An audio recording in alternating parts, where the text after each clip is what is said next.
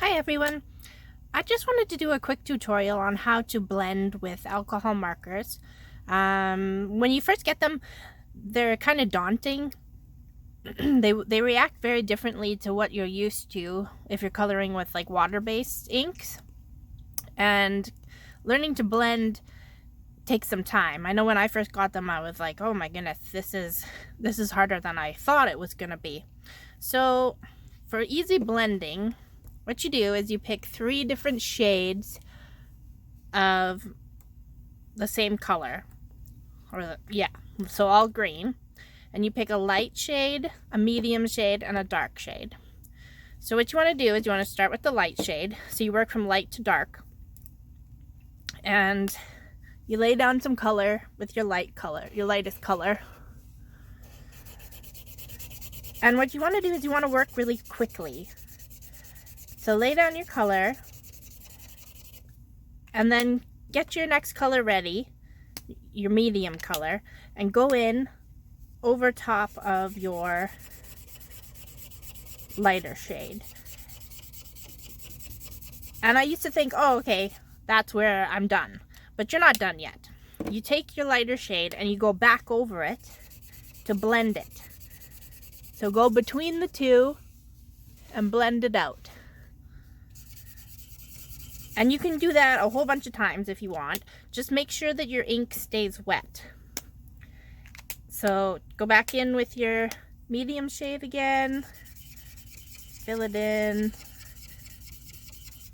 and then again with your lighter shade, and just keep blending between the two.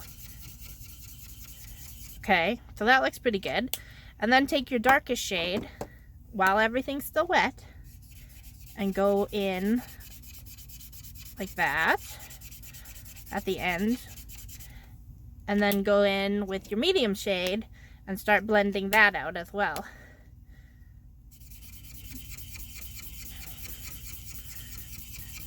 And you can do this as many times as you want to get a nice even blend. So go back in with your dark shade,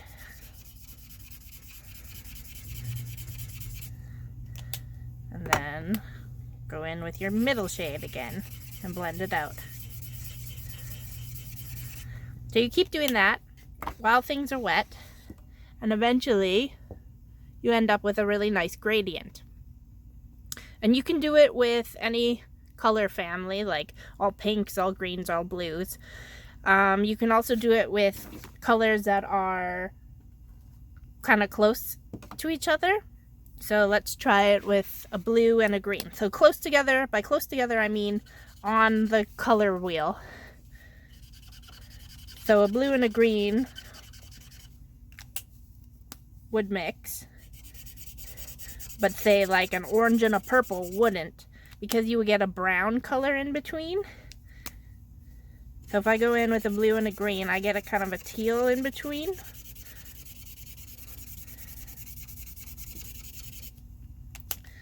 And again, go in and blend it out. And you get a nice kind of transition. Like that. Now you could also do what's called feathering. So again, start with your lightest shade and take your brush tip. So take your brush tip and you want to go with your brush and make like brush it out as if you were making a feather. And that makes a nice transition between the two. Okay, so then you take your next darkest shade and you do the same thing and you feather it both ways.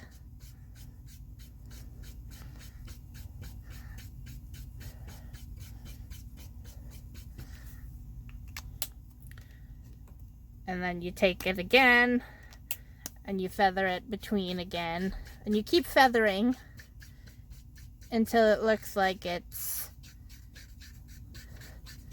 it's merged or it's become a gradient. I don't particularly like this method. I find this method hard to do. I'd rather just go in and color full tilt on it to kind of blend it. I don't find the feathering method works as well, but I've seen other people do it. So the important thing to remember is to go from light to dark and to use the same colors, all green, from, you know, light, medium, dark, to get a nice gradient color. And yeah, that's the gist of blending. It's not that hard once you get the hang of it. So give it a try and keep coloring. Thanks for watching. Bye.